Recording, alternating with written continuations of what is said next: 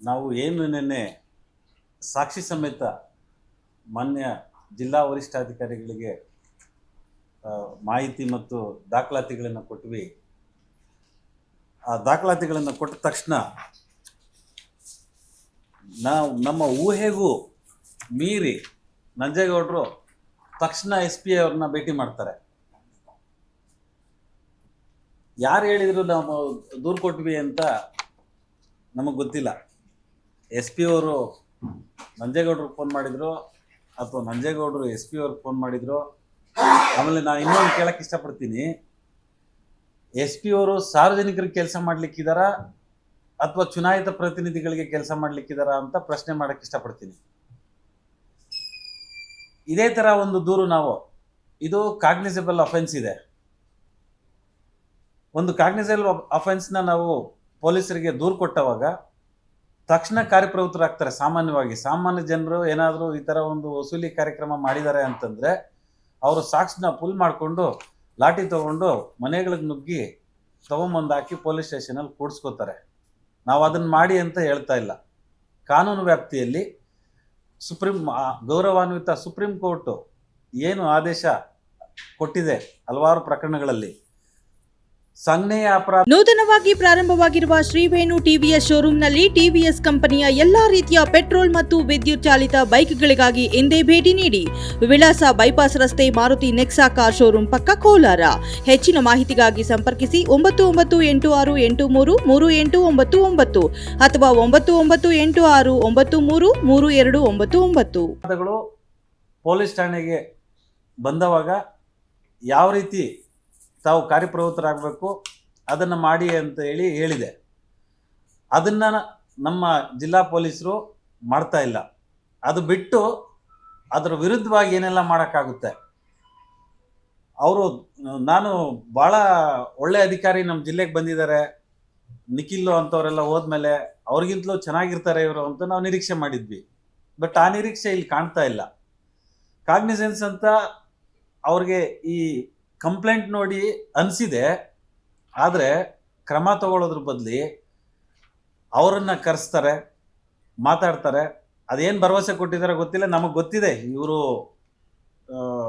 FIRನ ದಾಖಲು ಮಾಡಲ್ಲ ಅಂತ ಗೊತ್ತಿದೆ. ನಾವು 2-3 ದಿನ ಕಾಯ್ತೀವಿ. ಯಾಕೆಂದರೆ ನಾವು ಅವ್ರಿಗೆ ಗೌರವ ಕೊಡಬೇಕು, ಕಾಲಾವಕಾಶ ಕೊಡಬೇಕು. ಏಕಾಏಕಿ ಇದೇನು ನೆನ್ನೆ ಇವತ್ತಾಗಿರೋದೆಲ್ಲ ಆಗಿದೆ 2-3 ವರ್ಷ. ನಾವು ಅದಕ್ಕೆ ಸೂಕ್ತವಾದಂಥ ದಾಖಲೆಗಳನ್ನು ಸಲ್ಲಿಸಿದ್ದೀರಿ. ಒಂದು FIR ಮಾಡಲಿಕ್ಕೆ ಈ ಪ್ರಕರಣದಲ್ಲಿ ಯಾವ್ಯಾವ ಸೆಕ್ಷನ್ಗಳಲ್ಲಿ FIR ಮಾಡ್ಬೋದು ಅಂತ ಹೇಳಿ ಅವ್ರಿಗೆ ಗೊತ್ತಿದೆ. ನಾವು ದಾಖಲಾತಿಗಳನ್ನು ಕೊಟ್ಟಿದ್ದೀವಿ. ಇಲ್ಲಿ ತನಕ ಸೌಜನ್ಯಕ್ಕೂ ಸಹ ಕಂಪ್ಲೇನೆಂಟ್ಗೆ ಯಾವುದೇ ಕರೆ ಬಂದಿಲ್ಲ. ಏನಾದರೂ ಹೆಚ್ಚಿನ ದಾಖಲೆಗಳು ಬೇಕು ಅಂದರೆ ನಾವು ಕೊಡೋಕ್ಕೆ ತಯಾರಿದ್ದೀವಿ ಅಂತ ಹೇಳಿದ್ದೀವಿ. ಆದರೆ ಇದುವರೆಗೂ ಯಾವುದೂ ಕರೆ ಮಾಡಿಲ್ಲ. ಅವರು ತಿಪ್ಪೆ ಸಾರಿಸೋ ಕೆಲಸ ಮಾಡಿಸ್ತಾರೆ. ಇದು ನಾನ್ ಕಾಗ್ನಿಸಬಲ್ ಅಂತ ಹೇಳುವಂಥ ಚಾನ್ಸಸ್ ಇದೆ ಅಂತ ನನ್ನ ಅನಿಸಿಕೆ. ನಾನು ಈ ಮೂಲಕ ಜಿಲ್ಲೆಯ ಜನರಿಗೆ ಮತ್ತು ಸಂಘಟನೆಗಳಿಗೆ, ಇತರೆ ರಾಜಕೀಯ ಪಕ್ಷಗಳಿಗೆ ಮನವಿ ಮಾಡ್ತಾ ಇದ್ದೀನಿ, ತಾವೆಲ್ಲ ಬಂದು ಕೇಳಿ. ದಾಖಲೆ ಇದೆ. ನಂಜೇಗೌಡರು ಹೇಳ್ತಾ ಇದ್ರು, ನಾನು ಶುದ್ಧ ಹಸ್ತ, ನಾನು ಯಾವುದೇ ಅಕ್ರಮ ಮಾಡಿಲ್ಲ, ಮಾಡಿದರೆ ಕಾನೂನು ತನ್ನ ಕೆಲಸನ ಮಾಡಲಿ ಅಂತೇಳಿ ಹೇಳಿಕೆಗಳನ್ನು ಕೊಟ್ಟಿರೋದನ್ನು ತಾವೆಲ್ಲ ಗಮನಿಸಿದ್ದೀರಿ. 2 OMR ಶೀಟು ನಿಮ್ಮ ಅಣತಿಯಂತೆ, ನಿರ್ದೇಶನದಂತೆ 2 OMR ಶೀಟನ್ನು ತಯಾರು ಮಾಡಿದ್ದೀರಿ. ಕಾನೂನಲ್ಲಿ ಇದಕ್ಕೆ ಅವಕಾಶ ಇಲ್ಲ. ಇದಕ್ಕೆ ಉತ್ತರ ಕೊಡಿ ಅಂತ ನಾವು ಭಾಳ ದಿನದಿಂದ ಕೇಳ್ತಾ ಇದ್ದೀವಿ. ಅವರು ಉತ್ತರಿಸಿಲ್ಲ, ಬರೀ ಆರ್ಕೆ ಉತ್ತರ ಕೊಡ್ತಾರೆ, ನಾವು ಮಾಡಿಲ್ಲ ಅಂತ. ಆಮೇಲೆ ಈಗ 1 ವಾರದಿಂದ ನಾನು ಡೈರಿ ಹಗರಣಗಳ ಬಗ್ಗೆ ಮಾತಾಡಲ್ಲ ಅಂತ ಹೇಳಿಕೆ ಕೊಟ್ಟು ಅವರ ಸಹೋದ್ಯೋಗಿಗಳು ಅಂದರೆ ಕಾಡಿನಹಳ್ಳಿ ನಾಗರಾಜ್ ಅವರು, KK ಮಂಜು ಅವ್ರ ಕೈಲಿ ಮಾತಾಡಿಸ್ತಾ ಇದ್ದಾರೆ. ಪಾಪ KK ಮಂಜು ಅವರು ಅಮಾಯಕರು, ಅವ್ರಿಗೆ ಏನು ಗೊತ್ತಿಲ್ಲ, ಹೊಸದಾಗಿ ಆಯ್ಕೆ ಆಗಿದ್ದಾರೆ. ಮೊನ್ನೆ ಕಾಡಿನಹಳ್ಳಿ ನಾಗರಾಜ್ರವರು ಅವ್ರಿಗೆ ನಾನು ಮೊನ್ನೆನೂ ಹೇಳಿದ್ದೀನಿ, ಅಭಿನಂದಿಸ್ತೀನಿ ಅಂತ. ಸತ್ಯನ ಒಪ್ಕೊಂಡಿದ್ದಾರೆ ತಮ್ಮಗಳ ಮುಂದೆನೇ, ತಾವೇ ಸಾಕ್ಷಿ. ಹೌದು, ನಾವು ಅಂಕಗಳನ್ನು ಕೊಟ್ಟಿದ್ದೀವಿ. ಯಾವ ರೀತಿ ಕೊಟ್ಟಿದ್ದೀವಿ ಅಂದರೆ, ಗೌರವಾನ್ವಿತ KPSC ಸಂಸ್ಥೆ ಮತ್ತು ಸರ್ಕಾರಿ ಸಂಸ್ಥೆಗಳನ್ನು ಉದಾಹರಿಸ್ತಾರೆ. ಅವರು ಉದಾಹರಣೆ ತಗೋತಾರೆ. ಅಲ್ಲಿ ಹೀಗೆ ಅಲ್ವಾ ಮಾಡೋದು, ನಂದೇನು ತಪ್ಪಿದೆ? 1-2 ನಿರ್ದೇಶಕರಿಗೆ 1-2 ಅಭ್ಯರ್ಥಿಗಳಿಗೆ ಅಂಕ ಹಾಕಕ್ಕೆ ನಮಗೆ ಅವಕಾಶ ಕೊಟ್ಟಿದ್ದಾರೆ. KPSC ಅವ್ರು ಮಾಡ್ದಂಗೆ ನಾನು ಮಾಡ್ತೀನಿ ಅಂತ ಹೇಳಿ ಅಟ್ಲೀಸ್ಟ್ ಕನಿಷ್ಠ ಪಕ್ಷ ಸತ್ಯನ ಒಪ್ಕೊಂಡಿದ್ದಾರೆ. ಅವ್ರಿಗೆ ಅಭಿನಂದನೆಗಳು. ಅದಲ್ಲದೆ ಇನ್ನೂ ಕೆಲವಾರು ಪ್ರಕರಣಗಳು ಒಪ್ಕೊಂಡಿದ್ದಾರೆ. ಡೈರಿಯಲ್ಲಿ ಏನಾಗ್ತಾ ಇದೆ ಅಂತೇಳಿ ನೇರವಾಗಿ ತಮ್ಮ ಮುಂದೆ ಹೇಳಿದ್ದಾರೆ. 39,000 ಶಾರ್ಪ್ ಕಟರ್ಸ್ಗೆ ನಮಗೆ ಟೆಂಡರ್ ಬಂದಿತ್ತು. ಹಾಸನದಲ್ಲಿ ಅದೇ ಶಾರ್ಪ್ ಕಟ್ಟರು 27,000 ರೂಪಾಯಿಗೆ ಟೆಂಡರ್ ಆಗಿದೆ. ಇಲ್ಲಿ 39,000 ಅಂದ ತಕ್ಷಣ ನಾವು ಬೇಡ ಅಂದ್ರಿ ಅಂತ. ಅಂದರೆ ಅವ್ರಿಗೆ ಚೆನ್ನಾಗಿ ಗೊತ್ತಿದೆ ಪಾಪ, ಅವ್ರಿಗೆ ಬಾಯಿನ ಕೈನ ಕಟ್ಟಾಕಿದ್ದಾರೆ. ಆದರೂ ಧೈರ್ಯವಾಗಿ ಬಂದು ತಮ್ಮ ಮುಂದೆ ಹೇಳಿ, ಇದೊಂದು ಮಾಪಿ ಸಾಕ್ಷಿ. ಅವರು ಈ ಪ್ರಕರಣದಲ್ಲಿ, ನೇಮಕಾತಿ ಪ್ರಕರಣದಲ್ಲಿ ಅಪ್ರೂವರ್ ಅಂತ ಹೇಳಕ್ಕೆ ಇಷ್ಟಪಡ್ತೀನಿ. ಸತ್ಯನ ಒಪ್ಕೊಂಡಿದ್ದಾರೆ. ನಾವು ಅಂಕಗಳನ್ನು ದುಡ್ಡು ತಗೊಂಡು ಕೊಟ್ಟಿದ್ದೀವಿ ಅಂತ ಹೇಳಿ ಒಪ್ಕೊಂಡಿದ್ದಾರೆ. ಆಮೇಲೆ ಅವ್ರ ಹೆಸರು ಸಹ ಇದೆ. ಅವ್ರು ಹೇಳ್ತಾ ಇದ್ರು, ಶಿಕ್ಷೆ ಆಗಲಿ ತನಿಖೆ ಆಗಲಿ ಅಲಿಗೇಷನ್ ಅಷ್ಟೇನೆ ಅಂತ. ಸರ್, ಲೋಕಾಯುಕ್ತ ಸಂಸ್ಥೆಯವರು ಗೀತಾ ಅನ್ನೋ ಒಂದು ನೌಕರರ ಮೇಲೆ 17A ಭ್ರಷ್ಟಾಚಾರ ನಿಗ್ರಹ ಕಾಯ್ದೆ ಅಡಿಯಲ್ಲಿ ಪರ್ಮಿಷನ್ ಕೇಳಿದ್ದಾರೆ ಗೋಪಾಲ್ ಮೂರ್ತಿ ಅವರಿಗೆ, ಕೋಮುಲ್ ಗೋಪಾಲ್ ಮೂರ್ತಿ MDಗೆ. MDನೂ ಕೇಳಿದ್ದಾರೆ, ಅದು ಬೇರೆ, ಅದು KMFL ಕೇಳಿದ್ದಾರೆ ಕೋಲಾರಲ್ಲಿ. ಇವರು ಕಾಡಿನಹಳ್ಳಿ ಅವರು ಹೇಳ್ತಾ ಇದ್ರು, ನಾವು ತನಿಖೆಗೆ ಸಿದ್ಧ. ನಂಜೇಗೌಡರು ಹೇಳ್ತಾ ಇದ್ರು, ಸ್ವಾಗತ ಬಯಸ್ತೀನಿ, ಯಾವುದೇ ಸಂಸ್ಥೆ ಬರಲಿ, ನಾವು ವಾಷಿಂಗ್ ಮೆಷಿನಿಂದ ಆಚೆಗೆ ಬರ್ತೀವಿ, ತನಿಖೆ ಆಗಲಿ, ಕಂಪ್ಲೇಂಟ್ಗಳು ಕೊಡಲಿ, ಸಂತೋಷ ಅಂತ ಹೇಳ್ತಾ ಇದ್ರು. ಆ ಸಂತೋಷ, ಇದೇ ಸಂತೋಷನ ಪೇಪರಲ್ಲೂ ತೋರಿಸ್ಬೇಕಲ್ವ ಸಾಹೇಬ್ರೆ? ಪೇಪರಲ್ಲಿ ಏನು ಹೇಳ್ತಾರೆ, ನಾವು ಯಾವುದೇ ಕಾರಣಕ್ಕೂ ಗೀತಾ ಅವರನ್ನ ಲೋಕಾಯುಕ್ತ ಸಂಸ್ಥೆಯವರು ತನಿಖೆ ಮಾಡೋಕ್ಕೆ ಅವಕಾಶ ಕೊಡಲ್ಲ ಅಂತ ಹೇಳಿ ಮೀಟಿಂಗಲ್ಲಿ, ಅಂದರೆ ಇದು ಆಡಳಿತ ಮಂಡಳಿಯಲ್ಲಿ ತೀರ್ಮಾನ ಮಾಡ್ತಾರೆ, ರೆಸೊಲ್ಯೂಷನ್ ಪಾಸ್ ಮಾಡ್ತಾರೆ. ನಿಮ್ಮ ಸ್ವಾಗತ ನಂಜೇಗೌಡ್ರೆ? ನಿಮ್ಮ ಒಂದು ಕೈ ಕೆಳಗಡೆ ಕೆಲಸ ಮಾಡ್ತಾ ಇರೋಂಥ ಅಧಿಕಾರಿ ನೀವೇನಾದರೂ ಲೋಕಾಯುಕ್ತರ ವಶಕ್ಕೆ ಕೊಟ್ಟರೆ ಅವ್ರು ನಿಮ್ಮ ಹೆಸರು ಹೇಳ್ತಾರೆ ಅನ್ನೋ ಒಂದು ಭಯದಿಂದ ಅವರನ್ನು ನಿಮ್ಮ ಅಧಿಕಾರ ಬಳಸಿ ಪ್ರೊಟೆಕ್ಟ್ ಮಾಡ್ತೀರಿ.